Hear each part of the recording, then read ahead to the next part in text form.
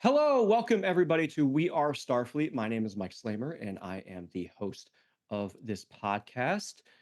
With me, as always, is one of my great co hosts, Ian Buckley, in the co pilot's chair. And I'm pretty excited about this particular podcast because, folks, we are going to be talking to a special guest by the name of Craig Hodgin.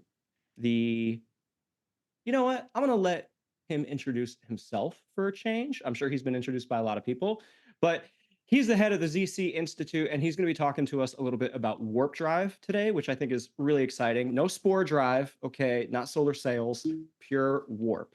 So, without further ado, I really just want to get into this conversation. Greg, Ian, and I have been talking, with you for a few minutes here while you joined, while we waited to get started. And everything you've been saying has been super interesting. So, like I said, I was going to introduce you and everything. We had that whole conversation. Then I was like, this is too good. Let the man speak for himself. So, Greg, hi, welcome to the show. Mike, Ian, thank you guys so much for allowing me to come on board. It's been a pleasure. I'm surprised I didn't hear a bosun's whistle when I popped on. But that's all right. Time to punch up your sound effects, and you could probably do that later on. That would be awesome, actually. So, hi, my name is Greg Hodgin. I am the CEO of ZC Institute. And what I'm going to be talking about today is basically space-time distortion technology, which for those of us who are Trekkies, which if you haven't noticed yet, I kind of the hat I think should tell you that I know a little bit about it. I've been watching the show. I was a TNG boy because I was born in 19. Yes, it's a very big year. And I was a TNG boy, so I started watching in '87, '88. So I was 9 or 10 or something like that. But it really inspired me to go into actually a lot of the things I went into. My first degree was in biochemistry. Then I went into history because I kind of wanted to do archaeology for a while. I won't tell you who that might have been inspired by. It wasn't Indiana Jones. And then I realized I was going to do political science. So I got a PhD in political science. And now I'm kind of doing warp drive stuff instead. But yeah, my it's been weird, but it's all been very much based on building Roddenberry's utopia, building that idea of a better tomorrow, of a post-scarcity society, of something where everyone belongs, where no one's left behind. And it was such a different show, even during the TNG era of, yes, the Cold War is ending and things are changing. That doesn't mean that it's a bad thing. It's not going to be dystopia. It's not going to be this terrible thing. We can have a better tomorrow. So that's who I am. I've done some weird stuff. I've actually had a couple machetes pulled on me. I fought the Russians at the UN and won, which is really great. I've worked with the UN for more than a decade on forcefully displaced person rights and getting language into international legal instruments. And now I'm doing warp drive. So I'm weird. Let's put it that way. And but not in a bad way. Well, I guess it's a bad way for some people, but whatever. But yeah. That's who I am. That's what I'm doing, and as I was talking to Mike before we started the roll, I'm going to actually hold up a stack of something. This is actually all of the warp drive research has been done since 1994. Now, this looks like a lot, but 1994 was almost 30 years ago. Let's discuss AI, and you print that out. Yeah, fair point. It's going to be a bit thicker. Greg, when you held up that stack and you said warp drive this is the research on warp drive for the past 30 years. When you say warp drive, is it the same warp drive that we think of when we watch Star Trek, or is it something a little bit different that we may not necessarily be expecting? So that's where it gets really bizarre. In fact, I'm going to see if I can pull the one out that I want to discuss, because there's one in here that we've all kind of looked at, I'm sure, at some point in the past. And no, not this one. In 1994, Alcubierre actually wrote his seminal paper on warp drive, which I'm actually trying to look for right now. And it might not be in here, which would be hilarious. And the issue with that was that, yes, he actually got his idea from Star Trek. He was like, okay, the Alcubierre drive was directly inspired by Star Trek, and he basically sounds like, is this truly possible? Can we actually do this? And the answer is yes, but there's a huge but. because of course there But was, right? of course. But there's a huge issue in the fact that you need how to put this to make this thing work. He basically used Einstein's general relativity equations. Oh, here it is. Ah, The Warp Drive, Hyperfast Travel Within General Relativity by Miguel Alcubierre. Okay, Department of yeah, yeah, Yeah, good stuff. 1994, right? In fact, if you look on the back, there's the warp field. Hmm. Now, he sat down to figure out, is this even possible, right? And the idea is that you're basically exploiting a loophole in relativity.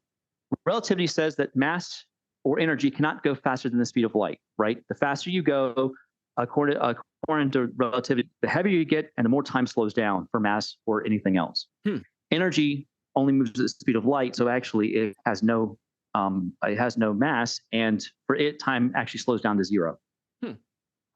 But the ship, the Enterprise, the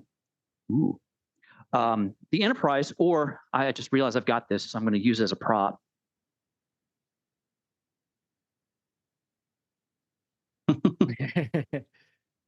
So you've got your warp nacelles and all that good stuff. The ship doesn't move at all. What happens is that the warp nacelles actually, when they turn on, they warp space-time around the ship. So the ship is actually inside a bubble. So to go to a very affectionate sci-fi parody, Futurama, the ship doesn't move through the universe moves around the ship. Hmm. And that's what the Star Trek warp drive actually does. In fact, that's one of the reasons why you see, if you remember in Deep Space Nine, when the Bashir changeling is about to fly into the Bajoran sun to blow it up, right? Mm-hmm. And Kira and Jadzia are on the Defiant at DS9. And they're like, we got to go get that shuttle. We're going to have to go to warp in the system. And basically Dax freaks out and is like, you might blow up the sun. She's like, well, if we don't do it, there might not be a sun. So they warp in the system to go and grab him, right? What that's telling us is that Star Trek is using a warp engine that, ironically enough, is actually relatively inefficient. They're warping huge amounts of space-time, like huge amounts. They're taking a bunch of space-time. Imagine like a carpet, like a piece of paper, and they're taking it, and if this is like a light minute, they're doing this. So they're crunching huge amounts of space-time. That's why you see them actually drop down to impulse when they get to orbit. If you think about Star Trek 6, they're about to hit in transporter range, right? They drop out of warp about 45 seconds before they get there because they got to go to impulse first, which is sublight. They don't warp into orbit. Otherwise, they'd wreck Kittimer. And you see this a lot. Yeah. Well, it turns out they got the physics mostly right. So Alcubierre does this work. And he's like, we can do this. We can move FTL. But there's a catch. One, you're going to need negative energy or negative matter. Negative energy and negative matter is exactly what it sounds like. It's not antimatter. That's different. Okay. We had a lot of calculations have been done with relativity with respect to stable wormholes. Yes, we're going to pull up DS9. Verteron particles, that's negative energy and negative mass, which is what's holding the wormhole open. Because remember, you've got the prophets of the wormhole aliens in there who are actually producing these things or however they're doing it.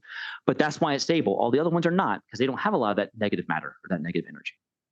We don't know how to produce negative matter or negative energy as of right now, to the best of our knowledge. We think we might have someone like with the Casimir effect, which is a story for another time.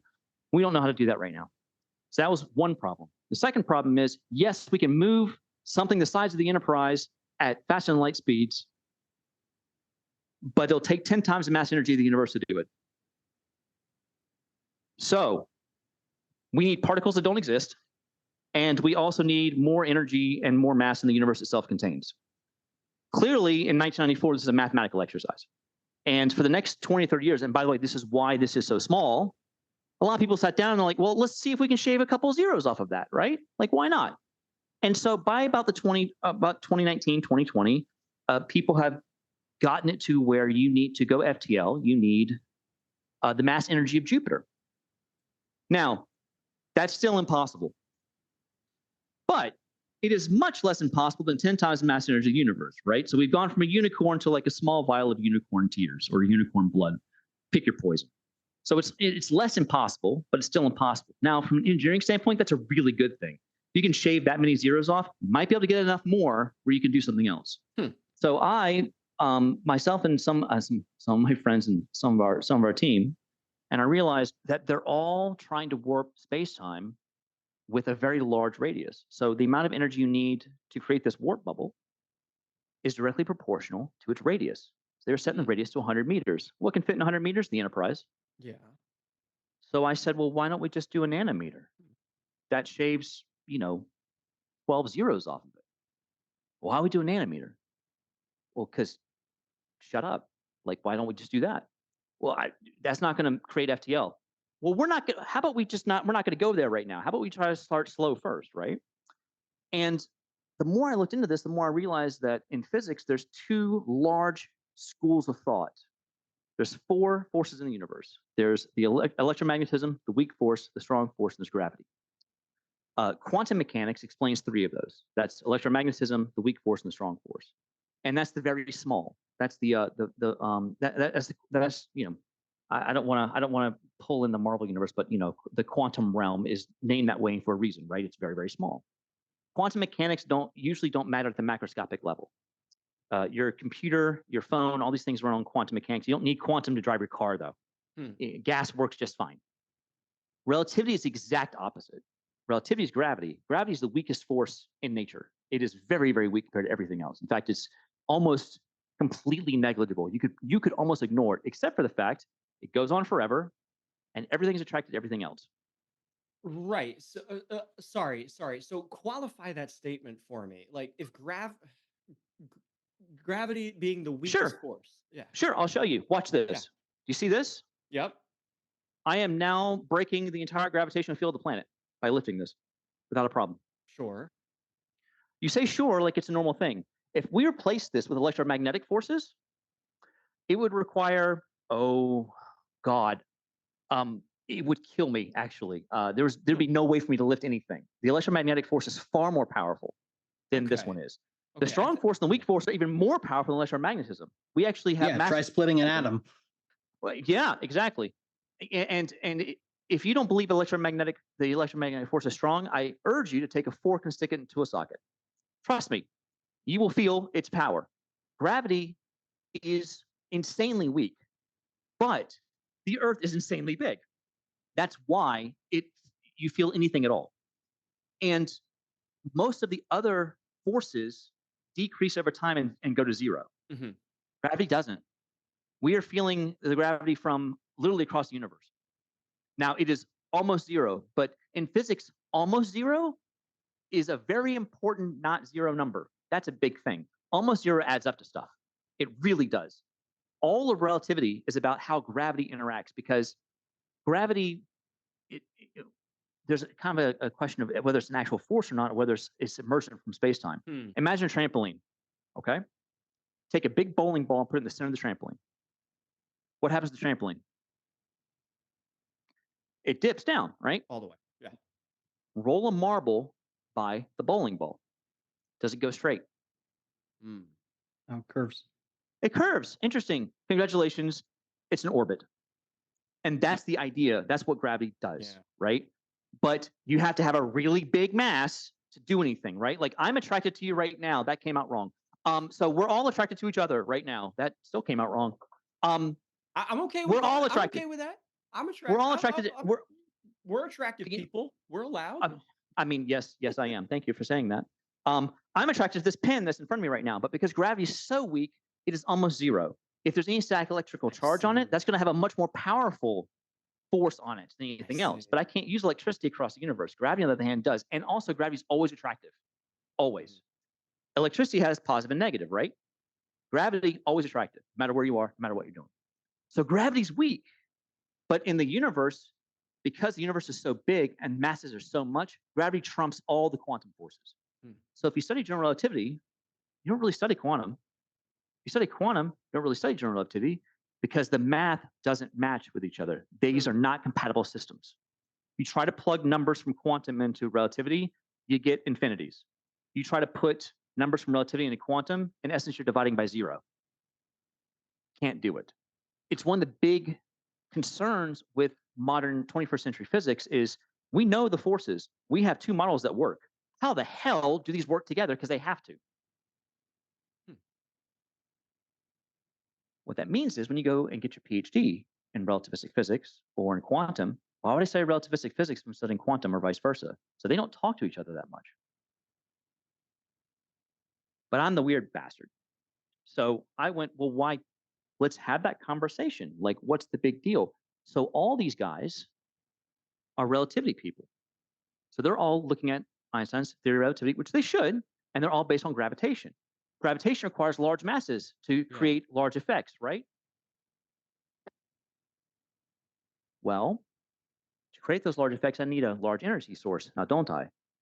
The Enterprise didn't run on coal, now did it? It ran on matter and antimatter, right? There's three energy sources that we know of as a civilization that could actually create, the warp drive that we want. One is nuclear fission. There are some serious issues with fission. Just like you said, Ian, you got to split the atom apart, cool, but now you got to get rid of the waste. And there's a lot of issues with that thing. And the problem with nuclear fission is really it's just a really expensive water heater when you really break it down. That's what a nuclear fission reactor does. It heats up water to turn it into steam. The steam turns the turbine. That's how you get your electricity. Cool, that's great, but you know, fission has issues with the fact that also if you make mistakes, you get Chernobyl 3 Mile Island. When fusion breaks down, it just stops, right? But fission we can do. We've been doing fission since the 1940s on a squash court in Chicago, so which is just lovely. So fission we can do, but there's a lot of issues with it. And there's a lot of problems with it. Also, there's the radiation issue. Star Trek got it right. Matter antimatter is the most efficient bang for your buck in the universe. If I put matter and antimatter together, I will get 100% energy output every single time. The problem is you get it in gamma radiation, and you get a large amount of high energy stuff. Gamma radiation, by the way, does not make you the Hulk. It just gives you cancer and kills you. That's just what it does. And the problem with gamma radiation is it's not charged, so you cannot trap it in a magnetic bottle, or you can't use an electrical field. It just shoots out. So if you don't have a ton of shielding, your crew dies. Mm. Good example. Trip Tucker in the Mirror Universe had that face melting thing Yeah. because his reactors were poorly shielded. They didn't give a damn. They just wanted the power, right? Gamma radiation does that. In fact, that slag is kind of like it looks like nuclear fission, like meltdown is what it kind of looks like. That's which is why, by the way, the makeup guys on In a Mirror Darkly parts 1 and 2, they get 2 thumbs up. That was cool. I love that. But The okay, third one, so but the Enterprise also requires dilithium. We hear this all the ah, time. Now, you're saying we don't need a third component here. yes and no. Okay.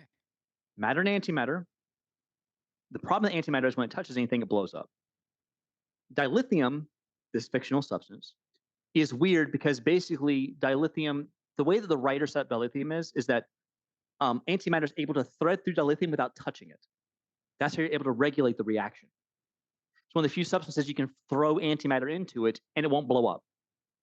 That's why the burn, by the way, was so shitty in Discovery. If the dilithium goes, you have matter and antimatter just smacking into each other without any regulation whatsoever. Congratulations, Boom. big, massive matter Boom. antimatter explosion. It's a very large photon torpedo. Hmm. And yes, it's a very large boom. Yeah, that's a problem. We don't have dilithium. However, remember how I said matter and antimatter produce 100% of their matter of the mass converted to energy. So you're getting the most bang for your buck. Fusion gives you about 1 to 3% depending on what you're using. So we realize that if you're using 10 fusion reactors, you get 10%. That's an order of magnitude off of matter antimatter. You don't need the matter antimatter chamber.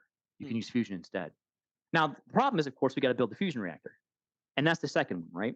And there's two ways that people talk about building fusion reactors. One is something called a tokamak. That's this big, massive circular thing, and it's a magnetic bottle. You stick all your isotopes in there. You spin up really fast because fusion has to overcome a very fundamental problem. You're trying to get nuclei together very close, but nuclei hate each other because they're both positive. Remember how we discussed the electromagnetic force? Positive hates positive. Hmm. So they're Right. trying to get close together, but they hate each other. They're going to repel each other. But if you get them close enough, the strong force takes over, and the nuclei kind of grab each other and they fuse. That's where the fusion comes from. The sun's able to do it because the sun's really big. The sun's just a really slow burning fusion bomb, is what it is. Gravity's pulling it in, the fusion's producing power and pushing back out again. So you've got this push and pull of what's going on, right? But the sun has got to have this very high temperature and very high pressure to make this thing happen, right? Which is why we don't, that's what we're trying to do on Earth with the tokamak.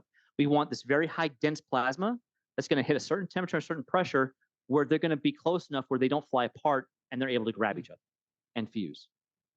The problem is that whenever it hits the wall, you're losing energy. Or if you're losing energy, you got to put more energy in, because when I'm losing energy, the temperature drops or the pressure drops, right? So you got to keep pumping power, keep pumping power. Fusion, we've been trying to build a fusion reactor since the 1960s. Now, the other way, which Lawrence Livermore did do, and they've done it now, I think, half dozen times, is something called inertial confinement. You take a small pellet of deuterium and tritium, you take like 150 lasers. If you saw Star Trek 2009, the warp core was where they did this fusion reaction at.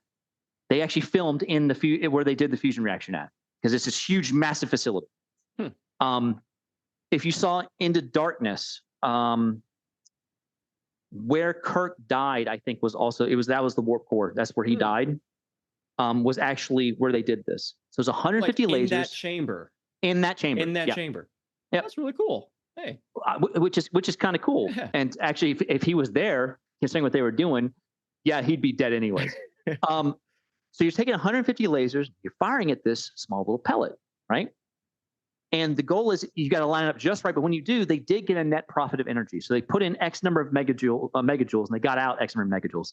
Now you're able to boil 2 kettles of tea with it, but that's still a profit. That's the first time that we as humans have produced more power from a fusion reaction than we put into it. Problem is, you can only do it once a month. And again, it's only 2 tea kettles, and that's not counting all the infrastructure you had to put into it. So it's not commercially viable, but it's still okay. That's the second method. Everyone's been trying these 2 methods, but there's a third method, and that's ours. Okay. If you distort space-time at a very small level, like let's say, I don't know, a nanometer or something like that.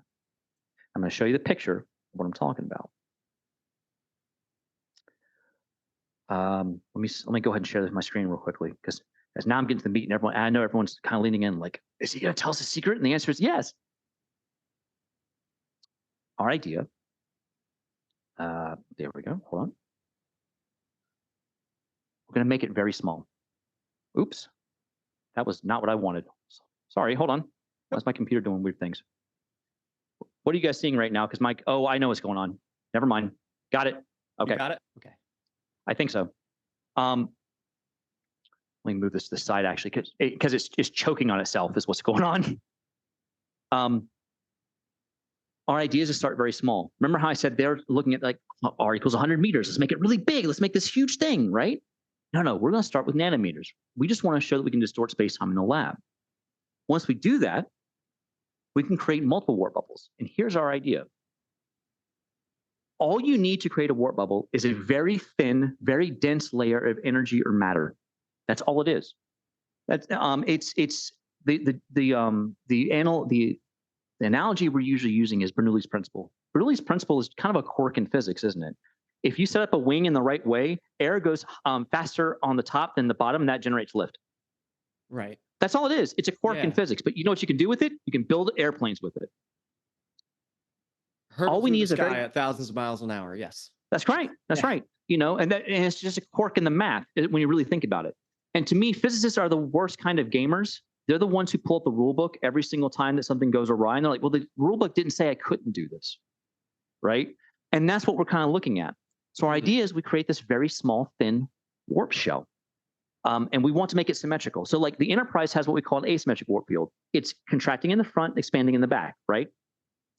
Ours, we want it to contract all the way around. We don't want to move. I don't want it to move, and you'll see why in a second. I do want to cut on and off. When it's on, very small, right? And it is it's very small, but it's also it's distorting space-time around it. And you'll notice it's 1 to 2 angstroms. That's like atom lengths. That's not very much at all, right? To cut it off, remember I said it had to be a very thin, very dense layer. Density is mass over volume. If I increase the volume, I decrease the density, which means I cut the warp bubble off. That's all it is. Notice we didn't drain it. We didn't cut it off. We didn't let it dissipate. The energy stays inside of that bubble, which means that you can do something like this.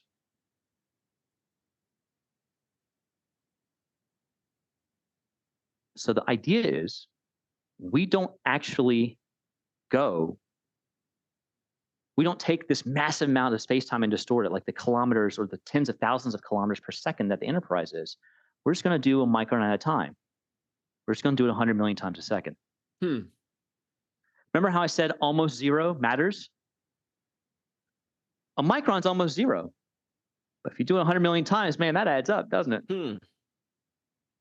Now, if I This is take interesting. This is interesting. How okay, help me wait, understand. hold Go on, ahead. hold on. Go ahead. Let me go to one more slide and then Yep. ask me whatever you want to, but you're going to see why. Now that you see how this is working, let's put four of them in a tetrahedron shape. The blue in the center is where you put the atomic nuclei, where you put your atomic fuel. Turn on all the warp fields. What happens? It gets crushed, which means that whatever's in there, like atomic nuclei, get folded on top of each other. You don't need the high temperature and the high pressure. We're cheating. Hmm. It's a really, really, really, really, really tiny sun, and we're using micrograms of hydrogen to do it. Hmm. But micrograms of hydrogen is going to produce far more power than you can with coal or fossil fuels or anything else. And the products, cut that off. The products are helium, a free flow of electrons, and energy. The energy is going to be gamma radiation. But remember how I said you can't control the gamma radiation because it's not charged, right? If you distort space-time, I can aim it where I want it to go, like towards wherever I want to for the turbine or however I want to do it, right? Now that I can aim it, one, I have a way to use that energy. Two, if I stick it out the back, you know what that's called? A Exhaust. rocket engine. Yep. That's impulse power, baby. Hmm. Because What's remember, the what does impulse stand for? Ion metered pulse. the size and scale of that, what you just showed? You were talking about a nanometer Mm-hmm. previously. Mm-hmm. Put this in terms that I can understand. So, let's You can fit say, approximately 100 to 1,000 atoms of hydrogen in there. okay, That's it. okay, huh, And that's where it gets kind of cool. People go, that's I nothing. get that. But because fusion's so powerful, I don't need that much fuel, do I?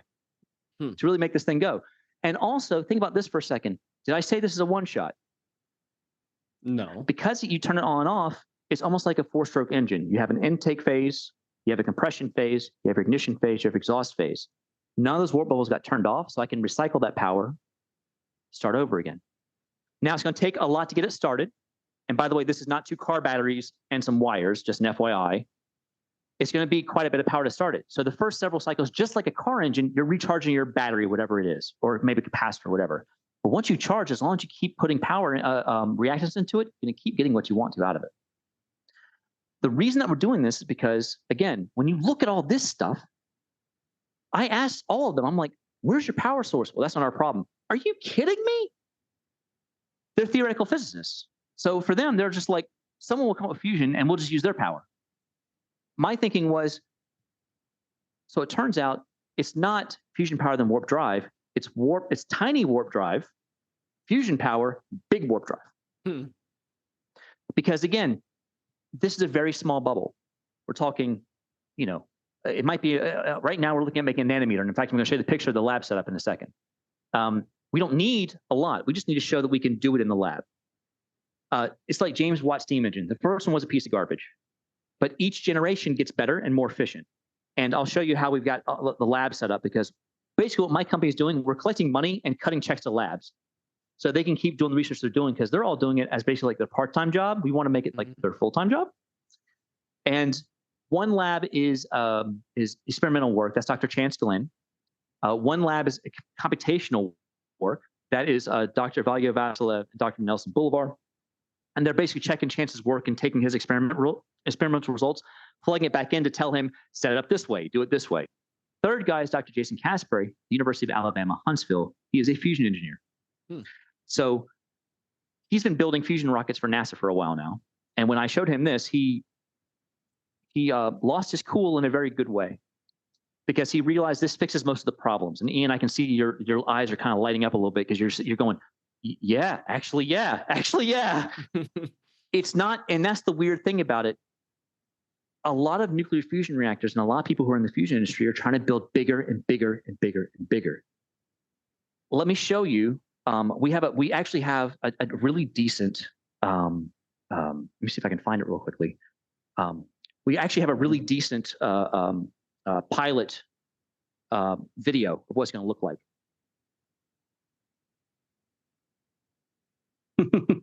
Right. Perfect. Yeah. Now, you'll notice, and actually, I can't believe that of all things, Back to the Future got it right. When he's going through there, he's dumping in water, he's dumping in organic material. That's carbon, nitrogen, oxygen. He did not dump the aluminum can in there. He threw the aluminum can away, if you watch the whole scene.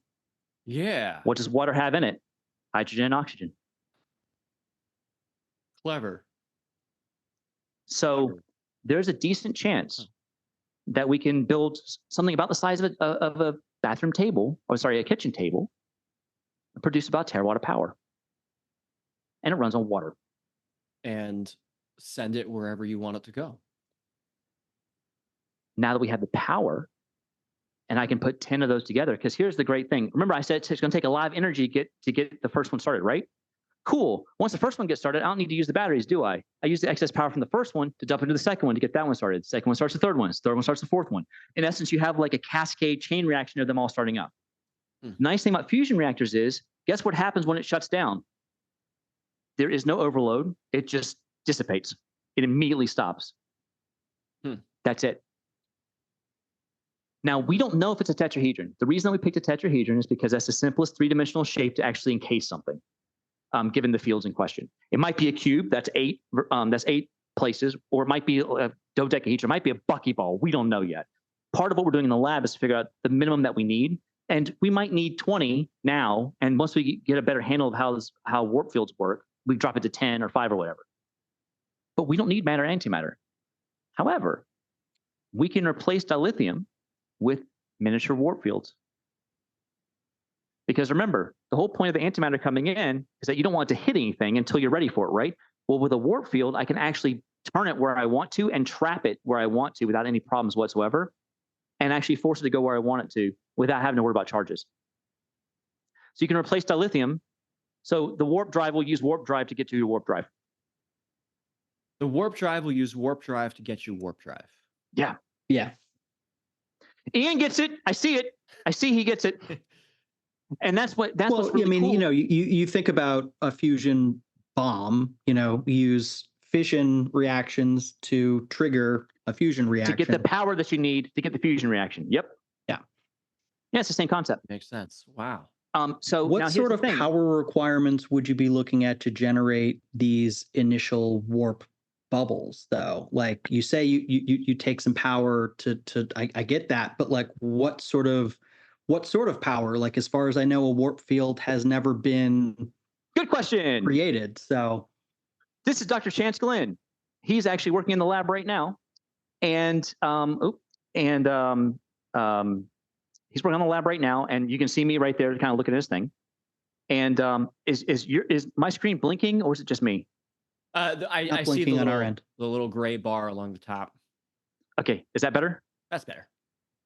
Ah, damn it. All right. So you'll see him doing his thing, and the thing that's in front of him is called an interferometer. And what that does is that actually measures.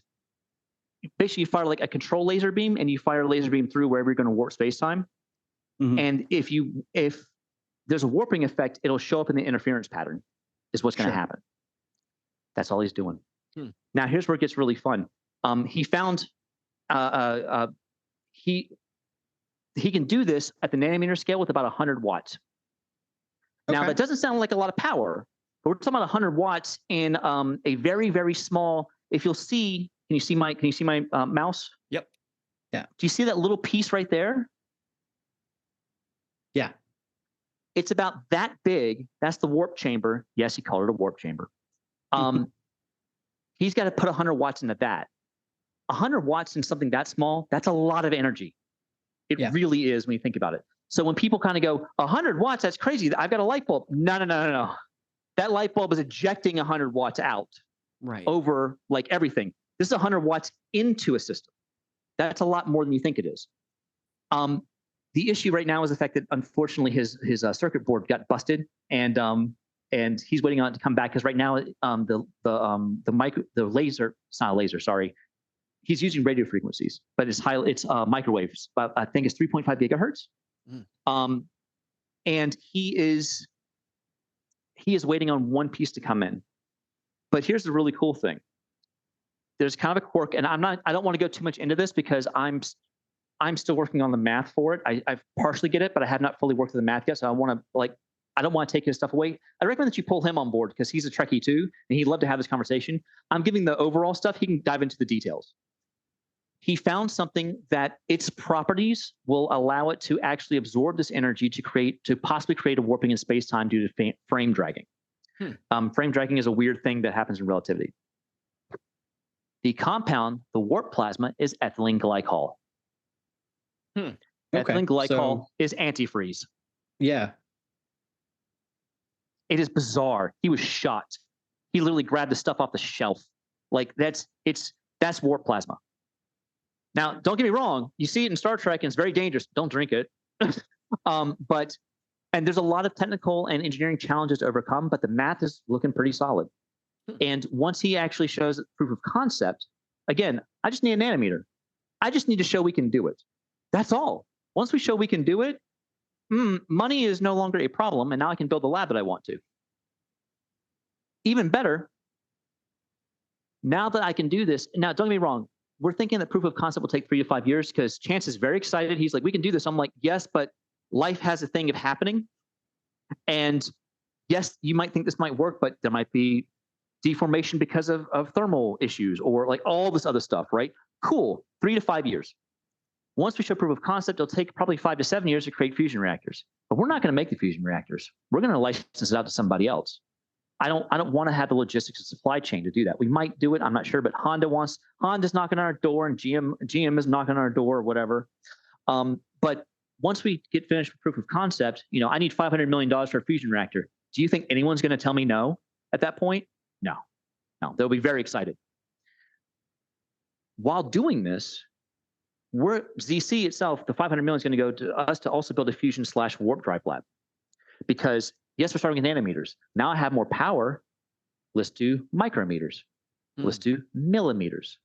Now we're learning how this works, how this operates, right? And then we get to centimeters, we get to meters. And it might take, and this is why I'm saying 10 fusion reactors, because I need a lot of power for this. I don't want to build a matter-antimatter reaction assembly. I don't want to build a warp core. Right. But 10 fusion reactors gives you 10% of a matter-antimatter reaction. That's plenty. If I'm only burning grams. Please. What kind of footprint do you think that would be? 0 carbon. I love that, but also like physically, like building fusion reactors. They're the size of tables. Yeah, I'm okay. So like kitchen tables? Yeah. Just like a DeLorean, I just drop my garbage into it, make it go. Will you still kick it? Now that's going to be several generations down the road. Sure, at the beginning, it's going to be just pure hydrogen. In fact, actually, one of the side industries, my COO, Emmett Spurlock, actually says this is the one he wants to be CEO of. It's called Alchemy Inc. The idea is that you don't have to stop at helium. You can keep burning. That's what stars do, especially red giants. So if you just keep it going, you can make carbon, nitrogen, oxygen. You can make whatever rare earth elements you need. You can make whatever you want to. Now, you're not going to be able to make it in like kilograms, but you can make enough to kind of do what you want to do. You want radioisotopes, we can do it. Now, that's going to be way down the road, of course. But then it's going to be just a question of how you do the cooking right. To quote Carol Marcus, can I cook or can't I? It's going to be very much this idea of how do we, how long do you leave it in the oven for? Do you need to change the configuration of the warp bubbles to actually make it do what you want to do? Like, there's all kinds of stuff. And ironically enough, a lot of the research we'll be doing in phase 2 and phase 3 with alchemy is actually going to be very, very closely related to astrophysics research. Because that's the same that happens to stars. We can't see that. But if we can do it here, we can actually study star formation, which is really cool. So we don't know, right? And fusion is, you get less power when you fuse as you get heavier, but you're still getting more power out than you put in until you hit iron. Once you hit iron, that's the densest, that's it. Everything above iron was produced in a supernova. Which, by the way, anything above iron in your body, including iodine, which is your thyroid, was produced in a supernova, which means that we are all the children of stars. I love that. We're all stardust. So, Which, but again, yeah, please. no. Talking practically about the application of about the No one likes the application fat one. of the fusion drives, be fusion generators, reactors as we Mhm. build it. What do you propose the practical application be of such an effort? Of fusion reactors. Yes. We now have zero carbon energy that's unlimited for free for everybody, and Boom. we have enough water in the oceans to run it for a million years. And even better, as we get better at it, we won't need to burn water anymore. Did I say fresh water? I did not. Okay. The reason is, one of the issues with desalinization, and this is the chemist in me coming out, one of the issues with desalinization is the fact that it takes a lot of energy to do what's called reverse osmosis. Mhm. Nature, and by the way, this is something that will that you learn really quickly in science. Nature's lazy. Nature's really lazy. It always wants to go downhill. Water always wants to go to a higher concentration of ions. It always flows in the least energetic way it can. So to go backwards, you need to put a lot of energy in there. So to do desalinization, if I dump a big massive hose into the ocean and I pull salt water out, I got to put a bunch of power in there to force it through the membranes to stop the salt and everything and just get the water out. Right now, it's fossil fuels. Now I'm burning, coal, whatever. Right. Fusion reactions are 1,000 times more powerful than fossil fuels. So for every 1 kilogram of hydrogen I'm burning, that's 1,000 kilograms of coal or oil or whatever. It's insane what the energy efficiency is. We're literally adding 3 zeros to our energy output. This turns us into a Kardashev 1 civilization, by the way. That means that the biggest flaw with desalinization plants no longer exists. So I can just dump a big, massive hose into the ocean, filter out what I need, call it a day, which also means that we solve the freshwater crisis. Hmm. Yeah, it's cool shit. In fact, I believe it was Discovery when when Cadet Tilly was like, "This is really fucking cool," and then Stamets goes, "You're right, Cadet. It is really fucking cool." First F-bomb dropped, and I'm like, "Yes!" Math, baby, the power of math. And it's absolutely fascinating because that actually means we can actually deconstruct our grid. I didn't say we had to build a big, massive fusion reactor. You can just slap one in your house. Just make sure you put water into it. I don't know the best way to distribute it yet. Don't quote me on that. Sure, We're of still thinking course. this way through. But instead of having one massive power plant, everyone has their own smaller one. You have one for your car. Imagine having a car that has a fusion reactor in it. You Just start it up and fusion. you can go 10,000, right? You can go 10,000 miles on it, or whatever. And when it rains, you refill the car's fuel tank, like it's kind of ridiculous when you think about it. But it gets better. No more cars. Cars are dumb. Once we get to a point where we can begin building meter or 10-meter warp shells, I could put people in that. And that's where we are definitely going. What would be the risk, though, if I'm going to put a fusion generator on top of my house? I got a flat roof, so theoretically I could do it. I Sure. would just need some ladder access probably to get my garbage up Sure. there. I mean, I would But probably put it underneath, like, I'd probably put it like inside the house or something like that. The only issues would be access to it and maintenance. But remember, again, because this is such a high energy thing, the second that you click the off switch, to the second that it's not doing what's supposed to be doing, it just dissipates the energy relatively rapidly. Because it's so small, you're not dealing with huge amounts of power, are you? You're dealing with relatively decent amounts of power that get released pretty rapidly. And it's not released as radiation. It'll be a radio wave or something to that effect. Like it's now, with that being said, this is speculation as of right now. okay. But the thing is that you'll be able to install it wherever you want to, which means that you've freed up. It's insane. But here's the other thing. I didn't say FTL once. We're not going FTL yet. How about we use warp drive to go a tenth the speed of light? Why does no one use warp drive to go below the speed of light? Because remember, if I'm just distorting space-time, why we have to go that fast? A tenth the speed of light is still plenty on the planet. And so our idea is, and this is, and I apologize for the heresy, we're kind of going to build a TARDIS. The idea is you can step into your TARDIS, shuttlecraft. We'll do shuttlecraft. Why not? That doesn't crash every other episode. With Mugatu throwing rocks at you. You get in, you say, I want to go to Nairobi. And the computer says, what address? And you give it the address. 4 seconds later, you step out and you're in Nairobi. The reason is because, again, if I'm warping a micron at a time or a millimeter at a time, I'm doing 100 million times a second, I'm moving at 10th the speed of light. On this planet, that's plenty. That's not an issue. Is that okay? So let's talk about that for a moment. How would that matter be displaced? Am I literally walking into a box? Is Ian watching me walk into a box, and then suddenly I'm no longer in that box? Oh no, you're still in the box. You're still in the box. The box. You and the box are going together. You and the box are in the warp bubble. Okay. The box is warping the universe around you. Okay. To take you where you want to go, which means it's safer than Star Trek's transporters. No Tom Riker. No evil clone. No two fixes. There is no disintegration of the person in question. You are the same person the whole time. In fact, technically, you aren't moving. Okay, so it's... Yeah, by the way, this does require a great deal of weed and or drugs sometimes, and I totally understand. Like there's a hookah sitting outside right now. Nicotine really helps with this sometimes. Particular recording session, ensuring that I was not under the influence. However, that was a mistake. Reconsidering that. So I have a question about the bubble that you're talking about. You say like people could go into it, a box, a shuttlecraft can go into it once it's sufficiently the advanced, box of the shuttlecraft creates the bubble itself.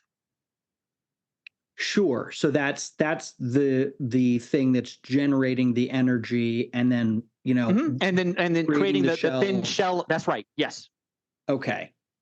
I guess I have an easier time wrapping my head around, on the very, very small scale. I can imagine a bunch of atoms suspended in this like plasma that has like a shell around it, and you're pumping energy into it. Absolutely. What I guess I'm struggling to envision is if I'm a person, let's say, inside this shell, micro to macro, how does it work? What's on the inner layer of this shell? Is there some sort of membrane that you're envisioning? Like what is happening on a practical, physical level for the person, object, whatever, on the innermost layer of that bubble? Like what's going on for them? So on the innermost layer of the bubble, first of all, you're not going to see it because you're inside. You can't, touching that is a bad idea. Let's put it that way. When it comes to the inner layer of that bubble itself, we aren't sure yet because we aren't sure how the warp bubble is going to look and how it's going to actually be formed. Right now, we're working with radio frequencies. It might be electrical, it might be strong electrical charges, it might be magnets or something, or a strong magnetic field or something else of that nature. We're not entirely sure how it's going to look. What's even more cool / bizarre is what works for fusion might not work for macroscopic transportation. It might not work for what the warp drive that we need.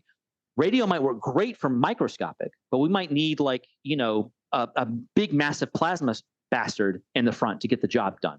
We don't know that yet, but that's why we're kind of starting very small. And then with each level that we're going up, we begin facing those issues of why it looks the way that it does. Our thinking is actually going to be that you actually do have some sort of shell around you. Now, is it a physical shell or is it a mathematical shell? We don't know yet. But when we turn it on, the shell will exist. But when you turn it off again, will there be something there, or is it going to dissipate into the ether? We don't know yet. In fact, one of the big concerns we have with this thing is, yes, we're warping a millimeter at a time, and we're not moving and all that, and we get to cheat and all that good stuff. Great, it's a non-inertial drive, which means that for each pulse, I can go up, or I can go to the left, or I can go to the right, or I can go down. I can do whatever I want to, right? But if you pulse too fast, you're going to catch air in the front. And if you pulse too fast, that air is going to light on fire. Because that happens. So we're trying to figure out if we need, and I can't believe I'm saying this, we're trying to figure out, and we can't do it right now, but down the road, if we need a gearbox for the TARDIS. Like, can you, is there a maximum speed you can fly in Earth's atmosphere? Is there a maximum speed you can fly in Venus's atmosphere versus interstellar space, right? Because there's nothing there to compress, or very little to compress. So you're not going to get those plasma shock waves. There's a lot of things we don't even know that we don't know yet when it comes to these things, which is why this is our thinking. We could be totally wrong, but given the math and given what we're doing, this is one of the logical outcomes. But more than likely, to go back to what you were saying, we're probably going to have nested warp bubbles. We're going to probably have 2 or 3 of them or 4 of them that, as one cuts off, another one cuts on. So you're never actually off. And each of those might have its own a barrier or shell, for lack of a better term, right? But we don't know yet. And again, we don't know if if Chance's radio experiments are going to work, or if it's going to be something else. It might be the fact that we use fusion plasma. We don't know yet, you know? And that's where it's going to get kind of fun, because even if we can't get the power requirements we need for interstellar travel, we still did nuclear fusion. Like, Right. cool. Like, I think we're fine. You know, no one else is working on this, for one. And two, we've realized that we're the first company to look at warp drive in a serious way, where we also produce the damn power that you need to make the thing work. Everyone else is, I'm going to use another cultural example. South Park, the Underpants Gnomes. You know, step 1, collect underpants. Step 2, question mark. Step 3, profit. Well, what's the question mark? Oh, well, I mean, Bob's got it in sales. Don't worry about it. Like, no, you can't do that, right? You need something. And waiting on someone else to do it isn't going to work. So this solves most of the problems at the same time. Now, again, Ian, to go back to your question, we think that it will be a shell. It might be a shell that only exists when the warp drive is on, right? So the Enterprise is a good example. The Enterprise produces a warp shell. It produces a static warp. It produces a warp bubble. Ask Wesley Crusher's mom. You know, it is what it is, right? But you don't see it. You know, it's a mathematical construct. We are warping this because we're putting this energy in it, so on and so forth. It might be that way. Or Dr. Glenn, and if he's watching this and I'm wrong, he's going to call me, but that's okay. He's thinking that you might have like a shell around it where you hit it with radio waves, and that's how you create the warp field. So it might be like a sphere, a physical sphere that helps to activate the warp field. We don't know yet. I am hoping I don't have to build a physical shell around it. But if that's the way it works, well, I mean, you know, I cannot break the laws of physics. Does that answer your question? I apologize if it didn't. Yeah. I mean, it sounds like it's just sort of to be determined on a lot of It is. But the good news is we think that there are several models that both do have a physical shell and don't. Okay. The issue is, and this is where we are right now. The reason that I'm so excited about what the work that Chance is doing and our other teams are doing is that once we have the physical properties of this first warp bubble, now I can give you a lot better answers to a lot of these things, because now I can tell you, oh, to create this bubble, we need blah, blah, blah, blah, blah, blah, blah. Right. And now we can do this. Right now, we think that when you look at the equations and you sit down and do it, there's like 17 different, well, actually there's 17,000 different ways to configure this thing to warp space-time. Which one's going to be the one that we need? Which one's is going to be the one that we can actually do in the lab? And we don't know that yet. So I'm telling you a lot of alternate scenarios, but I cannot give you a definitive answer because we don't know yet. Sure. Right. And you have multiple different teams exploring different possibilities simultaneously. So we actually we'll do the sharing again because yeah. There we go. So here's our team right now. You'll actually see our collaborations and whatnot. And bam. So Dr. Chance Glenn is with the Morning Bird Foundation. He's actually at the University of Houston, Victoria. He's moving to Buffalo State University, where he just became the president. So he'll be there in July. He's doing a radio frequency approach to space-time distortion. Dr. Jason Casper is the one who's doing the fusion stuff.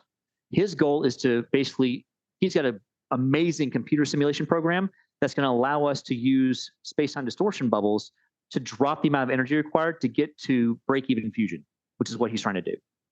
Astrum Drive is actually, they're the ones who are doing a bunch of the computer simulations. And I'm going to see if I can make that, like you guys can see it. So we flew all the teams into Atlanta because they'd never met in person and locked them in a room for 3 days. They did not complain. In fact, they were like, is it Sunday already? But we haven't even gotten started yet. And there was no lab equipment there. This is all whiteboards and just doing the math. Wow. And it cut about 9 months off the time because they're like, no, you can't do that. But did you try this? Have you tried this in the lab? Have you done this? Like they were able to swap notes because we've been doing Zoom calls, but like sometimes you just need to grab someone and take them to a whiteboard, right? So the idea is that each of them contribute something and they all feed into each other, and that leads to the combined efficiency. We're looking to add 2 more research labs to it right now, because right now only Dr. Glenn is doing purely experimental. Nelson and Evalio are doing some experimental work, but we want to add a couple more research labs that are actually doing some electrical and magnetic work. Now we're hitting it from multiple angles, and now they're able to share even more of the information back and forth. Someone asked me a few days ago, he was like, well, if someone threw like $10 billion at you, what would you do? I was like, I'd give them most of their money back because I don't need 60 labs right now. I don't want to run 60 labs. I need 6 or 7 labs getting the job done. I need $50 million, yes, but like $10 billion? No, I don't need that right now. Because once you get past a certain limit, people are duplicating, there's overlap, there's inefficiency. Everyone is contributing a very big value add where they are right now. We can add a few more labs that will also be bringing chunks of stuff to add on. Past that, I don't need anybody else. And by the way, I'm going to tell you this now. When I first started the company, and I was reaching out to people who said they were building warp drives. Ooh. Boy, did I get some interesting characters. I had people say, oh, I've been doing this for 15 years, but the government has broken into my lab several times. Can I work in your forest? They were like, I'll give you all the plans for the warp drive for $10,000. I'm like, oh, well, I mean, $10,000 is so expensive for, life-saving technology that will completely change civilization. I mean, I feel overcharged. I had to spend 6 months reading through all this to understand enough to know when someone was bullshitting me or not. I could only imagine. Yeah. I didn't have anybody else. And also, I had to make sure that I wasn't absolutely crazy to even try this, because I'm sitting there like, math is working. What am I doing wrong? Like, clearly, if the math is working, I've made a mistake. And then I finally began reaching out to some people, and I finally started getting some of these scientists on board. And they're like, no, you're not wrong. I'm like, say that again. That's very nice to hear. And now they vet for us. In fact, my chief science officer, Dr. Athena Ivanov, she's got an MD and a PhD in quantum chemistry. She's got like 4 patents. And she just finished a NASA fellowship. She's ridiculous. She makes me look like an idiot, which is good. I'd rather her be in charge of the scientists than me. But she's also playing catch up, because for her, again, this is a brand new field. So she's got to check the math herself. So she knows enough of the math to know what's going on, but she's agnostic about how we're going to get there, right? And that's and it's a lot of what we're doing right now is that coordination and making sure that everyone has access to everybody else, and also to check the numbers. And the numbers are good. But at the beginning, oh my God, so many people reaching out to me. In fact, someone threatened to sue me because they were like, I had this idea 10 years ago and so on and so forth. Well, where's your patent? Well, I don't have one because I don't believe in patents. Okay. That's convenient. Okay, cool. That's cool. Well, I'm going to sue you. With what? It reminds me of that scene in, like, I think it was Way of the Warrior, when like Rom borrowed parts from Quark's disruptor, and Quark's like, I'm going to kill him. And Odo's like, what? With what? Yeah. Which, by the way, Renee just nailed that line. It's like, okay, what are you doing? And the number of people who have reached out and been like, no, I've already done this. One guy told me he not only that he'd build a warp drive, but the same technology we use for teleporters and stargates. And I looked at him like, that negative isn't supposed to be there. No. They made a mistake, not me. Oh, yeah. Einstein made the mistake. Sure. Mm-hmm. Yeah, absolutely. So it took 6 months of me reading through that crap, and another 3 to 4 months of filtering out the crazies before I was finally able to get a decent team together. And honestly, the one that was most difficult to sell was Jason, because Dr. Chance was already working on this. Evalio and Nelson were already working on that. Jason's a fusion guy. He does quantum. He doesn't do relativity. So he started reading relativity on the side to catch up to see if this was useful for fusion. Then he came to the conference, And he pulled me aside because I took them out to lunch. I'm like, I'm going to make you eat. I didn't see you eat. I'm going to make you eat. I felt like a dorm dad, but whatever. I took them all out and I'm like, I'm going to make you eat. And they're like, oh, okay, it's fine. And I said, all right, so Jason, what do you think? He's like, well, when I came here, I was 80% certain that we can do this. I'm like, I sense trouble and a very predictable plot twist. Because clearly I'm Deanna Troy for the first 5 seasons. He's like, now I think it's 100%. I'm like, oh, yay. Oh, yes. Good plot twist. Hooray. I'm like, well, what changed your mind? He's like, Chance and Nelson Navalia spent 6 hours on the board with the math showing me that this is possible. And he said, now, and he gave the same caveats I'm going to give you guys. He's like, it is theoretically possible. We know it. The math works out. Can we do it from a technical engineering standpoint? We think so. But just like with any new technology, there is, of course, a chance that we know how to do it. We just can't do it. We're just not there yet. We might need, like, there might be a metamaterial. It might be material science. It's an engineering, technical question. But honestly, for us, we think that the light barrier is not this massive, like, speed limit of the galaxy. It's going to be more like the sound barrier. When Chuck Yeager broke the sound barrier in the Bell X1, he basically said the instruments went all wonky because he went from Mach 0.99 to Mach 1.01. And we think that's what's going to happen with us too. Because again, if I'm just doing it a millimeter at a time or whatever, there's 2 things I can change. I can change how fast we turn it on, off, how fast we pulse it, or I can change the length. If I change it to a centimeter, I just added a factor of 10. If I'm doing 0.1C, now I'm doing the speed of light. And to go to your question that you asked me in the email, will we have like warp factor 5 or warp factor 10, make it whatever the hell we want to. It'll probably be a logarithmic scale, I'm not going to lie, because the amount of energy that you need for warp bubble is logarithmic. So like to go from a nanometer to an angstrom, you need 10 times the power to go up one size, and you keep going. Sure. That's why you need fusion power. Otherwise, there's no macroscopic, because can you imagine the TARDIS with like a coal stack on it? Right. That would be something to see. Yeah. I'm sure someone's done it for steampunk. So, Greg, you've mentioned several different science fiction concepts. Stargate, teleporters. We're talking transporters. Of course, we talk the Enterprise. The TARDIS, you seem to keep coming back to as by way space, of but not time. Right. Space, but not time. Right. Space, but not time. So let's say, for example, the space-time relativity. Okay.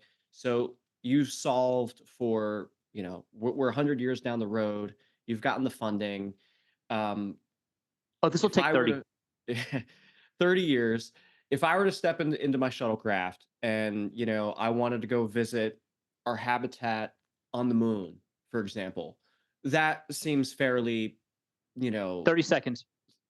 Fairly simple in terms of like the distance. But let's say, for example, I wanted to go out to Mars, where it might be, more of like a 10-minute delay between transmissions from Earth to Mars. Am I truly 10 minutes ahead in time now that I've instantaneously traversed that space? So you haven't instantaneously traversed, and that's where it gets interesting. Again, keyword nearly instantaneously. Nearly. Right. Yes. And there's a big difference between instantaneous and nearly instantaneous, right? Instantaneous is one nanosecond, or like actually not even nanosecond. Like you disappear from Earth and you reappear on Mars. That's not what's happening. You are slubbing your way to Mars. It's just you're slubbing your way a millimeter at a time, 100 million times a second. You cannot possibly comprehend that. Your brain will not comprehend that. The computer system on your TARDIS will actually be tied into our navigation system and our AI system, and also human people as well, because I'm taking lessons from NASA. Like, we have an AI system, but we have people watch it as well, because Skynet and the M5. So the idea is that we're going to have an entire navigation. Basically, it's going to be like the Federation, because we're going to set up a timekeeping system, so like star dates, because you're moving around in different places. We're going to set up a bunch of navigation buoys to make sure that people don't get lost. Not at the beginning, we'll use sea-feed stars and things like that, but after a while, we're going to begin mining the solar system with a bunch of navigation buoys so that you can figure out where you are and where you're going. But that's not for you. yes, you can have a navigator at the helm, you can have Sulu at the helm, but he's really more checking the numbers than flying the ship itself because it's way too fast for a human. I mean, again, you're moving a millimeter, but you're moving 100 million times a second. There ain't no, even data ain't that fast. So when Right? Riker That's not pulls the going to happen. joystick out of the console and takes manual control of the Enterprise. Now, remember that when he did that, he was not using the warp drive. He was using the impulse, which is basically a rocket. So that works perfectly fine. Not an issue. Now, there is a problem with this. Because it's a non-inertial drive, whatever inertial frame you started in is what you finish in. So for instance, if I am in my Discovery bridge and I go 5 miles up and I cut the warp drive off, guess what happens? Splat. Not splat, I just start picking up speed because I'm falling. Because remember, there's no acceleration. I'm not moving at all. I'm at zero. So when I go up 5 miles and I turn it off, the whole thing, I just start falling. So there's going to be some very interesting orbital mechanics because a friend of mine was at NASA and she worked with the ISS and she was like, Greg, you know the ISS is moving like 18,000 miles an hour, right? I'm like, yeah, sure. She's like, so when this thing on the ground goes up there and it's moving zero, the ISS is going to plow right through it. And I'm like, ah, shit. But that's why we're looking at the fusion reactors as kind of like a backup thrust generator. So we can play station keeping and things like that. But also there's a way to cheat. You go up, you turn off the warp drive for a second or so, pick up gravitational energy, you turn it back on again to go back up again, and you can keep doing that to build up the gravitational energy until you get to a close velocity, then you turn the ship. So if you were already at thrust and then you activated this, when you deactivated it, you would still continue your momentum as before. Transfer law. So remember in Star Trek 2009 when Kirk and Spock are falling and then they beam them in and they just keep falling? Same thing. Now, of course, that's not exactly what would have happened because they were at terminal velocity and they should have been dead. But you see what I'm saying. Whatever you start with is what you finish with, right? So which is why traveling from here to Nairobi is relatively simple. You're traveling from this inertial frame to one that's pretty damn close to what you're already at. Okay. Now, once we go to the moon, that's going to be a bit different, and that's going to require a lot more math because do we have to like cut it off more? Like how do we set the drive up so that we can actually get caught in the gravity well correctly, right? And I ain't there yet. We ain't there yet. That's gonna be Mike looking behind you. That's what all that stuff's gonna be doing, is calculating what's that's gonna happen. Now the good news is that and again, when I say AI, I'm not going like, oh, we're gonna build Skynet. I'm much more saying like it's going to be programming that's learning on the way and actually adapting the behavior of just the navigation system. But we're going to have humans in the loop. Never take humans out of the loop. I think we've all seen enough Star Trek to know that, right? And we'll probably have like several subsections, whatever.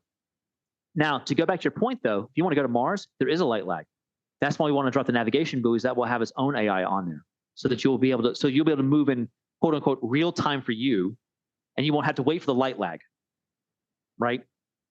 But if you're doing, what was the math? If you're doing, where is it? Yep.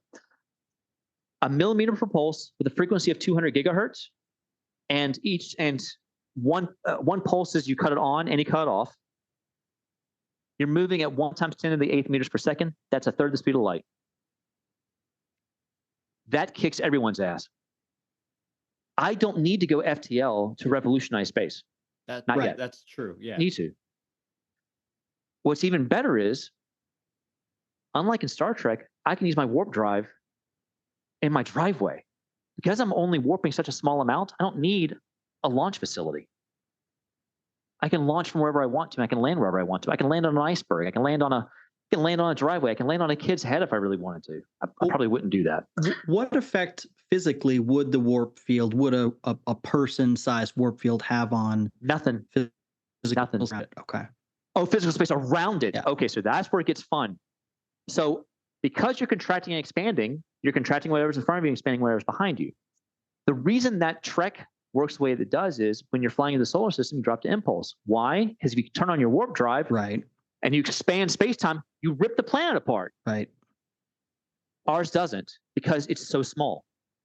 Because we're only warping a micron at a time, we have much finer navigational control over our system than the Enterprise does. Much finer. I can literally lift off from a lawn and not break a blade of grass if it's done correctly. Which is extraordinary, because we look at Trek and we're like, oh my God, it's so futuristic. No, it's a crude one. I look at them like, stupid 23rd century. I think they know how to build things. The geolocation of my destination, though, when I arrive, has anything been altered or changed at the destination? Well, I mean, time has moved approximately the same as it did outside, because again, this is not time travel. So if it took you 4 seconds to get there, when you started from wherever you are, like DC or New York or whatever, and you go to Nairobi, it elapsed 4 seconds in Real time. New York. It elapsed 4 seconds in the warp field, and it elapsed 4 seconds in Nairobi. Huh. There is no time dilation because we're cheating. Remember? Yeah. Because we're not moving, there's no time dilation. There's no mass changes or anything else of that nature. It's almost like getting into a really fast, great class elevator built by Roald Dahl. That's what it is. Now, there will be an issue flying from New York to Denver, because Denver's a mile high, and that's going to change the gravitational constant. But that's why one of the things we're going to be doing is that, of course, you're not going 0.33 the whole time. You'll be slowing. As you lift off, you'll be going slower, than you pick up speed and you come back. But that'll be in milliseconds, right? And that's why you have to leave it to computer-assisted navigation, because, again, a human can't pull that off. They just can't. And we are not there yet, because I know that's going to require a lot of people who've done this shit for in real life with space, sitting down and going, take the old rule book, chunk it, but keep enough of it, because there's a lot of things that we don't know that we don't know. Yeah. Right. Yeah, that's true. But the point is that the nice thing is that because we're going from microns and millimeters to decimeters to centimeters, centimeters to millimeters to centimeters to decimeters to meters. What do you think we're going to put in there first? People? No, we're putting drones in there. We're putting sensors in there. Then we're going to move those and learn how they work and train our navigation system on that stuff and fly that shit over the ocean, figure things out before we ever put a human in there. Right. But the goal is we do 10,000 flights or 20,000 flights or 50,000 flights of this thing. And now the AI has a template to learn from and where you want to go. Now, when we go to the moon, you got to do it again. You go to Mars, you got to do it again. Right. And even better, phase 4, in fact, actually, I'll just put this up here right now. Yeah. All right. So here's phase 3.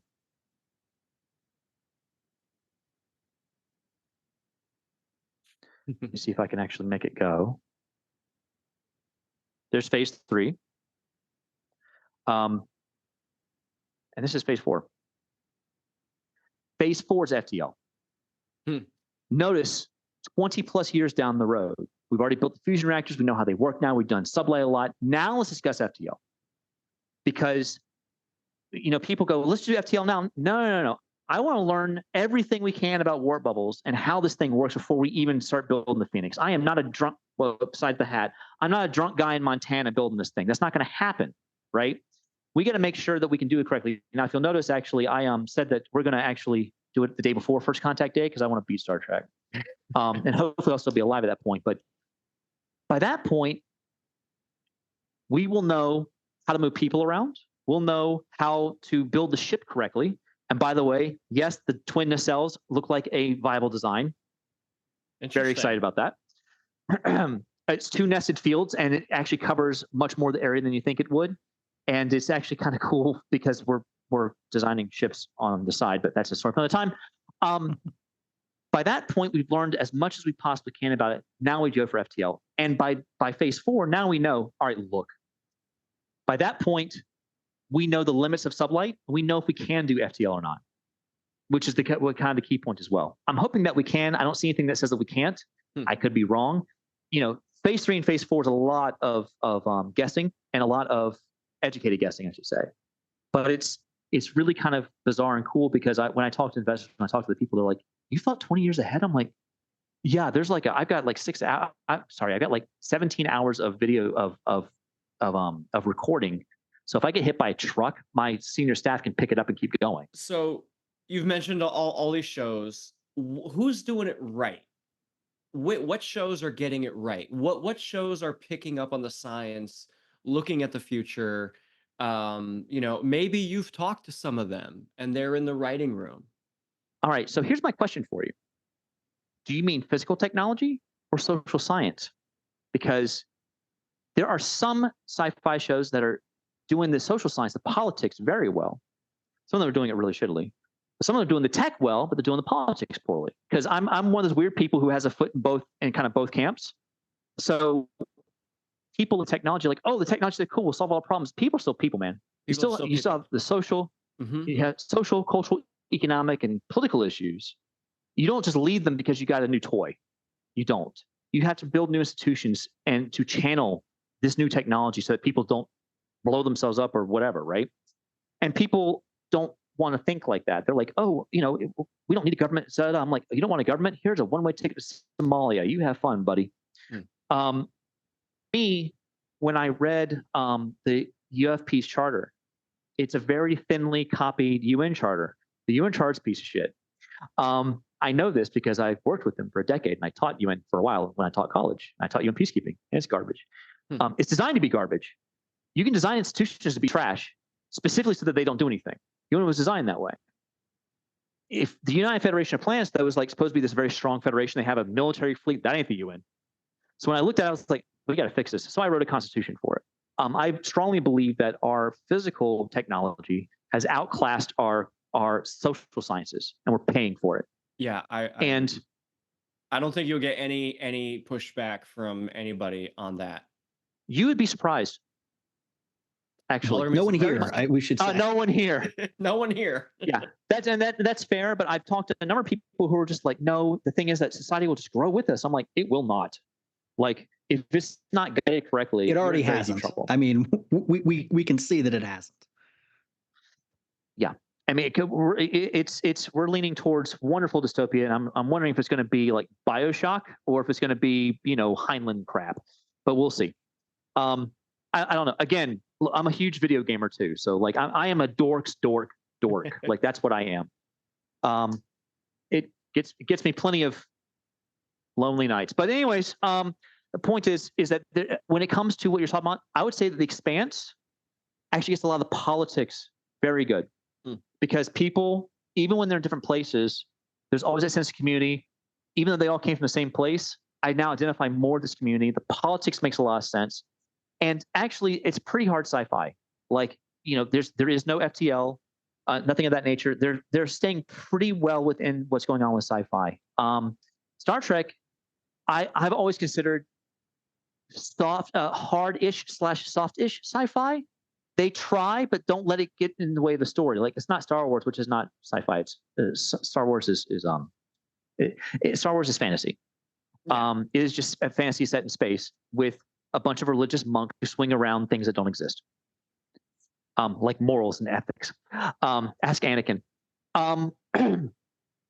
Star Trek, ever since TOS, has always tried to use the technology to not get in the way of the story of talking about the human condition and discussing the cultural and social, economic, and political issues of the time. And every Star Trek series has tried to hold up a mirror to contemporary society for that exact reason. In fact, going back and doing a rewatch of DS9 right now, I'm like, man, past tense was right. Ooh, we're in trouble. Yeah. Oh, where's Gabriel Bell? This is going to be a problem. Like, and it's sometimes they've missed. Sometimes they haven't. Sometimes they're dropping an anvil. But, for me especially, people go, oh, it's just so anvilicious. Like, I just see anvils dropping everywhere. And my response usually is, maybe the anvils needed to be dropped. Maybe this, there's a reason why they have to make this as blatant as they can, because that's the only way to get the point across. Sure. And yeah, TOS was sometimes a bit cheesy and campy, but there's some, like, Let This Be Your Last Battlefield is still one of the best episodes about racism I've ever seen in my life. That kicks so much ass of like, you're all dead. I don't care. We'll just kill each other. Seriously? But yeah, You can but it's see still that. You can happening. I mean, absolutely see it. I can go Yes, online today, and people will use that episode as like we've eliminated racism because we've talked about it. So the that's messages the door. that get Yeah. thrown across are also muddied by the human concept of like, well, we talked about it, therefore we solve it. Which is one of the reasons I love DS9 so much, because so actually faces that with Far Beyond the Stars. He faces that in Vic's Casino when he's like, I wouldn't have been allowed here. And a lot of people are like, well, why would you talk about that? Racism doesn't exist anymore. Yes, but he should still know his past. And he should still be able to say, but look how far we've come. Look, this is why I believe in the Federation. This is why I believe in Starfleet. This is why I'm doing these things, because I want to keep fighting for this. I don't want to go back to that. No one does. And Far Beyond the Stars is still one of the best episodes ever written. I mean, don't get me wrong. I show one DS9 episode in my political science classes. I show in the Pale Moonlight. Duh. I don't tell them anything about Star Trek. I just say like the Federation's the United States and so on and so forth. I show them the whole episode. Then I just ask them, did Cisco do the right thing? And there's a fight that breaks out. And someone always asks the same question. Well, did he win the war? I said, no, you don't get that information, buddy. You don't get that. In politics, you get incomplete information at all times. You must make a decision whether you like it or not. They're like, that's not fair. I said, oh, wrong major. If you want certainty, go to a lab. That's not going to happen. You got to take your best guess. And then like 2 weeks later, I tell them that he won. And they're like, well, so he did the right thing. I'm like, but did he? And for them, one, it's a great way to introduce people to Trek. Because I've had people walk at me like, I always thought Trek was for geeks. I'm like, it is for geeks, but you're just one of us now. And they're like, I never knew that they were looking at politics in such a nuanced way. Like the good guy is tearing himself up, but he's still going to do it. He's still going to do it. And there's a lot of real life analogs to that. So I kind of use that to tie into foreign relations, international relations. And also I show Paradise Lost. Excellent. Because it was made pre 9/11. Yeah. And so a lot of people kind of go, when was this made? I'm like 1990 something. And I'm like, they predicted. Yes, they did. Yes, they did. Yep. And I think that's one of the great things about Trek is you go back and you watch these things like, damn, the human condition doesn't change. The actors change, the scenery changes, but the motion, the currents of the ocean of humanity don't. And that's damn good storytelling. It's why we still read the Odyssey. It's why we still read the Iliad. It's why we still read these storytelling is storytelling. And Trek does a great job of using, let's say they use the technology as window dressing. They're like, what if we did live in a post-scarcity world? But we still have conflict. Yeah. We still have enemies. Yeah. Would it be a better place for everyone? Yeah. You can have all those things. And for me, it's just such an optimistic view of the future. And when we sit around looking at this, of course, the joke is, oh man, we're in Trek's, we must be in Star Trek's 21st century timeline. Then you go, oh shit, we're in Star Trek's 21st century timeline. Like, it's right. We I'm hoping we're not. We got to go through something before we get to it. Yeah. My hope is that we actually don't. So I'm actually I'm trying to create something called a foundation where we're going to keep a lot of knowledge, right? And we're going to have a plan where we're going to actually kind of have crises that actually happen and we actually push humanity down a certain path. If you don't know where I'm going with this, then something is very wrong with you. And I know someone's going, what is he talking about? But no, the goal is if we can release this correctly, it's weird being in the chair of leadership in regard to this, because I'm the weird person who's like, I get the technology, but I'm also seeing like the cultural, social, economic, and political changes are going to happen. Mm-hmm. Let's make sure that we do this the right way, because every Star Trek fan ever is listening to this going, man, I hear David Marcus. This could be perverted into a terrible weapon, right? Any technology can be perverted into a terrible weapon. In fact, actually, I can't believe I'm pulling this up. It's not just that, but there's also, the subversion of it or the complete, elimination. When you were saying that you share your information, your drives with your colleagues, I thought that was great because, not only does something happen to you, but not that I'm a conspiracy theorist, but zero carbon has massive implications for, the billionaires who like to run everything. I'm not worried about it. It's funny. I'm not worried about them. I'm not worried about them. All those changes, they don't want you to succeed for their own personal selfish reasons. So to that effect. Well, Anyway, go yes, ahead. but I'm not too concerned about them, because here's the deal. I need money. They have money. So I'll give them equity in the company when I need the money. And now they can buy in and they win. I'm not a threat to them. I'm a threat to Russia. I'm a threat to China. That's my concern. Hmm. That's why my COO is actually a former colonel in the U.S. Army, and he actually does cyber terrorism and cybersecurity, and he advises Joint Chiefs of Staff. Because I'm like, I need someone to watch my back. So he talks to CIA and the FBI, because the goal is to be as public as possible. Because if someone shoots me in the head right now, there will be questions asked, and that's good. I don't want to get shot. Do not get me wrong, but I also want to be public enough where people kind of go, "Why did he disappear?" And I'm not worried about the U.S. government coming and shooting me in the head. That's not my concern. My concern is the Russians going, if we cannot, if we can't have it, nobody can. The Chinese will just try to steal it. The Russians will just shoot me.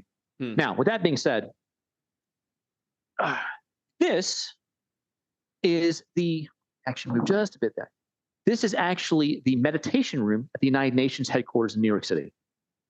It was designed in the 1950s by Secretary General Dag Hammarskjöld, who was probably one of the best diplomats of the 20th century. And you can tell it was designed when it was, because look at that Art Deco crap on the back wall, but that's a story for another time. What I want to make sure that I focus on is that big block in the center. When you walk in, by the way, the headquarters is in downtown Manhattan. It's loud as shit. When you walk in, on the left-hand side on the ceiling is Sputnik. It's a replica Sputnik from the Soviet Union. It's just hanging right there, which is really cool. Take a right, you take another left, there's a little meditation room. That's what this is. And there's almost like a dedication on the wall. He's like, anyone who walks in here, I would like you to take your time to look at this. And what he said was, I'm going to kind of paraphrase it. He said, this block of iron, humans, our civilization, dug this up with shovels or with whatever. We used our technology to dig this up. We smelted it. We made this block of iron, this block of pure iron that we pulled out of the ground, and we managed to shape it with our hands. It is our choice as a civilization whether we take this block of iron, we make it swords, or make it plowshares. That's entirely up to us. Technology is neutral. It is what you choose to do with it that determines our future and determines the future, our civilization's future and humanity's future itself. And he got shot down over Congo. So, that went very well for him. But the point is that I totally agree with this. Technology is neutral. The goal is to make sure that it is used as benignly as possible. Genesis is such a great example from Wrath of Khan. That's a great idea. That's fantastic. Also, don't ever give it to the Ferengi, because they'll put a paywall on it. But, the point is, though, is that nuclear power in the 50s and the 60s was very much this swords or plowshares. We can use it to create power for everyone, or we can kill each other, right? And because this is such a new field, we don't know what you can do with the warp field yet. We don't know what we don't know. Which is why, by the way, and just to let everyone know, we are taking 0 U.S. military funding and 0 DARPA funding, even though they keep knocking on our door. The reason is because, well, take a wild guess. I don't want them around this stuff. With that being said, they're going to come knocking on my door sooner or later. I'd rather be in a place where I'm going to lose this race. I'd rather be as far ahead as I can get before I lose the race, if that makes sense. And I'd like to have the fusion reactors done. I like to as many as possible before they get it. I don't want them to have this huge massive advantage, and I don't want them to take it over. Right now we're just a few people talk about this. When things become real, well, we'll see what happens. But that's where we are right now. What could possibly be the next thing that we need to bring this to fruition? Like, as a people, as a group, what do we need to be doing today actionably to make it happen? It's funny you should say that. The answer is tell other people what we're doing. That's it. And people go, that's it? Yes. In political science, there's something we call norm internalization. Norms are how our culture works. Great example. 30 years ago, 40 years ago, gay marriage, not a thing, doesn't exist. Now, who cares? The reason that works is because you have a bunch of activists who get arrested or get shot or whatever. No one gives a damn. No one cares. but they start moving it just a little bit.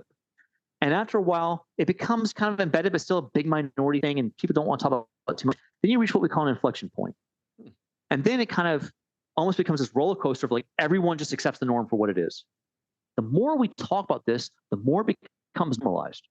More it becomes normalized. Now it's no longer just Star Trek. Now it's shit happening in the lab right now. Now it's something that we can do now. So the goal is to build up that critical mass. Let's have the conversation. Let's discuss the fact that we're discussing futuristic technologies, that we're trying to move into a better tomorrow.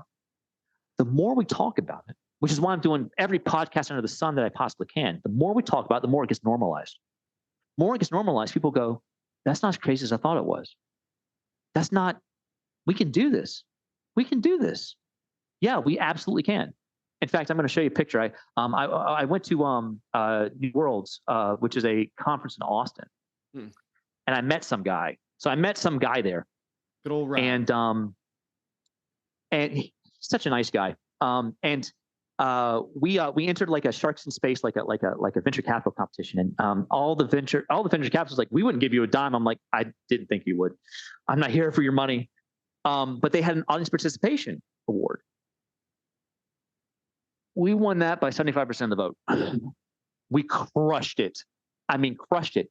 And I asked some people, I'm like, why did you why'd you vote for us? So like, everyone else's technology was, I mean, it's doable, but it was boring. Yours might be out there, but if you say that there's a chance, I want in. I want to see it. I want to see where it goes. They were excited. And so Rod was like, dude, I gotta get a picture with you. And so we actually, and then I think that night we were out till like 2 a.m. drinking and talking, because he was just like, tell me what you're doing and what's going on, And it was actually really, really cool. And he's a really nice guy, but the fact that the son of Gene Roddenberry was like, I like the cut of your jib. Let's get this thing done. Let's get you where you want to go. I'm like, yeah, let's do that. So, a lot of people kind of go, norms are like, if you get all the elites to get on board, then it kind of trickles down. It's got to be both. Got to get people who are in charge to believe, but you also got to get a mass of people below. So when someone was like, hey, why do you want to talk to normal people? I'm like, because I'm a normal person. Like, I'm weird, but I'm still normal. Like, and if I was doing this, I'd be like, what can I do? Tell 5 more people. That's all I want you to do. That's it. Because a lot of people in there are like, when that question is asked, then they're like, what can I do? They're like, no, I don't know. I need money. Yeah, I do need money. But I need support. Sure. I need more and more people to go out and have this conversation, because then when that investor, whoever's like, man, I got $5 million laying here and it's burn a hole in my pocket. Who should I get? I've been hearing a lot about what they're doing. It sounds like it's some cool shit. And I keep hearing about it from people who don't know jack about this. So maybe I should talk with them and find out what's going on. Yeah. That's kind of the game we're playing right now. So, Greg, we've got at least 5 people who are learning about this on the podcast right now. But if they want to follow up, if they want to try and like find more information, ZC Institute, what is Greg Hodgin working on? What's Dr. Chance Glenn working on? What have they come up with yet? How are we going to find you? Where are you located? Type my name into Google. I am the first 15 results. I did that. Not a problem. Yes, you're right. Yes, I know. I have taken care of the duplicates. Dr. Chance Glenn actually has a podcast with the Debrief called Ask Dr. Chance. So like, he actually takes questions every few weeks and does a podcast on them. Our website is down right now. We're actually in the middle of a massive revamp, but once it's back up, zcinstitute.com. And quite frankly, follow me and follow our company on LinkedIn. That's our main profile. That's what we're using right now. And we're posting a lot of our podcasts. We're posting a lot of the stuff on there. Okay. Slide decks on there. There's executive summary on there. Probably going to shoot a video at some point. Dr. Chance is doing a documentary that he's shooting right now that he's probably going to be putting up the next couple of months. We're going to put a link on our website as well. So there's type in our name and you'll find us. We're trying to make sure that we can be easily found for this exact reason. Because I want people to come and talk to me. I love this stuff. And the fact I get to share it with people who have a passion for the same thing that I grew up on, who understand why Trek is so important to all of us in that regard. Because Trek is such a franchise that has created so much. I mean, so many people went to space because of this. So many things exist. I mean, Alexa and a lot of the computer assisted things exist because of this. There's actually a medical tricorder prize that's working around right now. Like there's so transparent aluminum is a thing. Transparent aluminum Yes. is a thing. Yes. Oh my God. How cool is that? Star Trek has been so far ahead, not just because they did their science well, but because they're also going, let's inspire you to figure out how to make this shit real.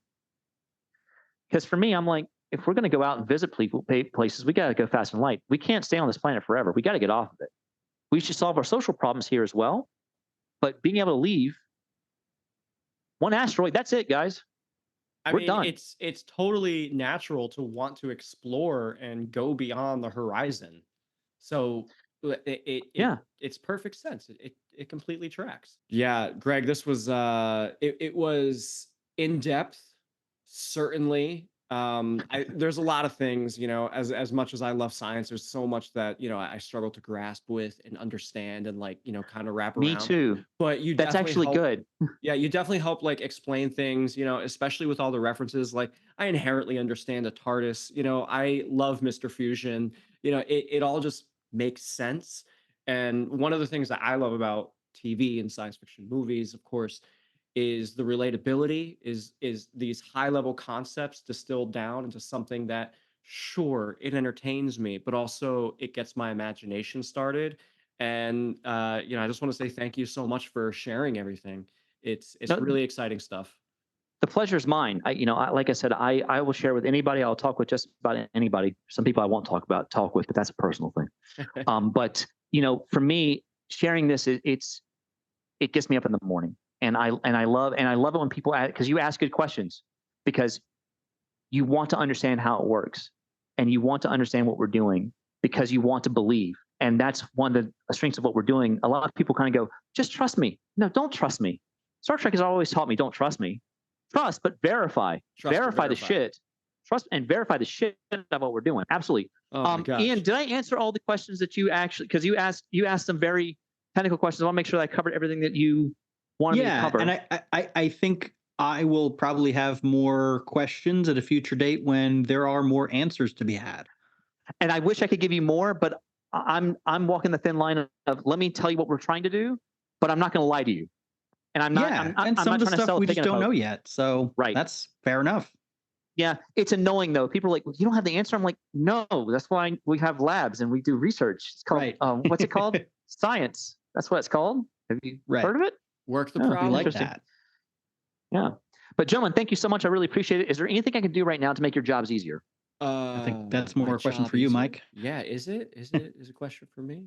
Maybe no one's ever asked you that before. No one's ever asked me that. My life made easier?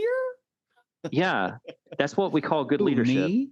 Oh my gosh. Yes, you. No, I don't think so. I think you've answered everything possibly here.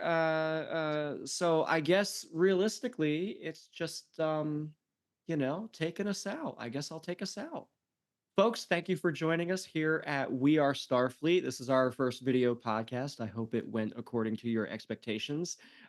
Big shout out to our first video guest here, Greg Hodgin, for joining and taking us through warp drive and the future of propulsion in every sense of the word. Whether it's kinetic energy thrusting us forward, or we just happen to a couple seconds go by and we step out of our little TARDIS box and we're in Nairobi. Ian Buckley, thank you so much for coming on and helping out today. Make sure you follow the podcast. We Are Starfleet at Starfleet Pod on Twitter, Instagram, and now Threads.